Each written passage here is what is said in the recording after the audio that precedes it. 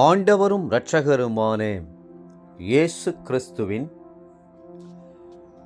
ஈடு இணையற்ற நாமத்தில் அன்றன்றுள்ளப்பம் வாசகர்களுக்கு எங்கள் அன்பின் வாழ்த்துக்கள். 2025 ஆண்டு ஏப்ரல் மாதம் 24 தேதி வியாழக்கிழமைக்குரிய தின தியானம். இன்றைய தலைப்பு எழுந்திருப்பார்கள். 1 கொரிந்தியர் 15:52 சொல்லுகிறது, எக்காலம் தொனிக்கும், அப்பொழுது மரித்தோர் அழிவில்லாதவர்களாய் எழுந்திருப்பார்கள், நாமும் மறுரூபமாக்கப்படுவோம். கர்த்தருடைய வருகையின் நாள் மாபெரும் சந்திப்பின் நாளாயிருக்கிறது. கிறிஸ்துவை நாம் முகமுகமாய் சந்திப்போம். கர்த்தருக்குள் மரித்த நம்முடைய அருமையானவர்களையும் அந்நாளில் மகிழ்ச்சியுடன் காணுவோம். அழிவுள்ளதாய் விதைக்கப்பட்டவர்கள் அழிவில்லாதவர்களாய் எழுந்திருப்பார்கள். சாவுக்கேதுவாய் அடக்கம் செய்யப்பட்டவர்கள் சாவாமையை தரித்து கொண்டு எழுந்திருப்பார்கள். மரணம் ஜெயமாய் விழுங்கப்படும். நாம் அதிகாலையில் எழ வேண்டுமானால் அலாரம் கடிகாரத்தில் உரிய நேரத்தில் மணி எடுக்க ஏற்பாடு செய்துவிட்டு தூங்கச் செல்லுகிறோம். அலாரம் ஒலிக்கும் போது எழுந்து நம் வேலையை தொடர முற்படுவோம்.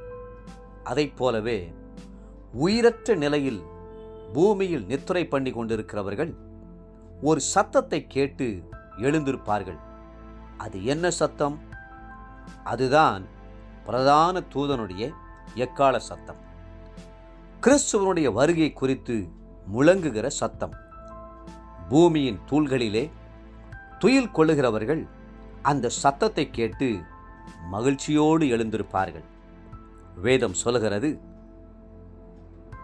யோவான் 5:28 பிரேத குழிகளில் உள்ள அனைவரும் அவருடைய, அதாவது கர்த்தருடைய சத்தத்தை கேட்கும் காலம் வரும்.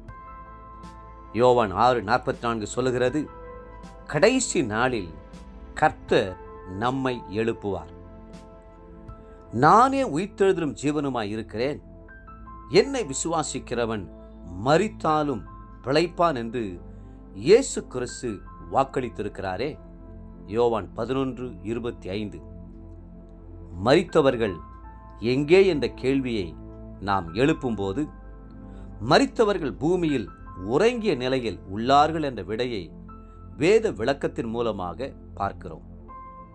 இயேசு மரித்தவர்களை உயிரோடு எழுப்பும்போது தூக்கத்திலிருந்து எழுப்புறவர்களைப் போலத்தான் எழுப்பினார். யவீருவின் மகள் மரித்தபோது அவள் நித்திரையாய் இருக்கிறாள் என்று சொல்லி, சிறு பெண்ணே எழுந்திரு என்று சொல்லி உயிரோடு எழுப்பிவிட்டார். அவருடைய சத்தம் மரித்தோரை உயிர்ப்பித்தது. நாம் உறங்கி விழிக்கும்போது பழைய சரீரத்தோடு எழுந்திருக்கப் போவதில்லை, புதிய சரீரத்தோடு எழுந்திருப்போம். அது மகிமையின் சரீரம். வேதம் சொல்லுகிறது, 1 கொரிந்தியர் 15:52, எக்காலம் தொனிக்கும், அப்பொழுது மரித்தோர் அழிவில்லாதவர்களாய் எழுந்திருப்பார்கள். மரணத்தில் உறங்கிய நிலையில் இருப்பவர்கள் ஜெயங்கொண்டு எழுந்திருக்க வேண்டுமானால் அவர்களுக்கு ஜீவனை கொடுக்கிற ஒரு ஜீவாதிபதி வேண்டும். இயேசுவே அந்த ஜீவாதிபதி. அப்போஸ்தலர் நடவடிக்கைகள் 3:15. தேவப்பிள்ளைகளே, அந்த ஜீவாதிபதியின் ஜீவன் எப்போதும் உங்களுக்குள் இருக்கட்டும். அவருடைய ஆவி உங்களில் தங்கியிருக்கும் போது நிச்சயமாகவே அந்த ஜீவனின் ஆவியானவர் உங்களை உயிர்ப்பிப்பார். இன்றைய நினைவிற்கு ரோமர் 8:11. அன்றியும் இயேசுவை மரித்தோரிலிருந்து எழுப்பினருடைய ஆவி உங்களில் வாசமாயிருந்தால், கிறிஸ்துவை மரித்தோரிலிருந்து எழுப்பினவர் உங்களில் வாசமாயிருக்கிற தம்முடைய ஆவியினாலே சாவுக்கேதுவான உங்கள் சரீரங்களையும் உயிர்ப்பிப்பார்.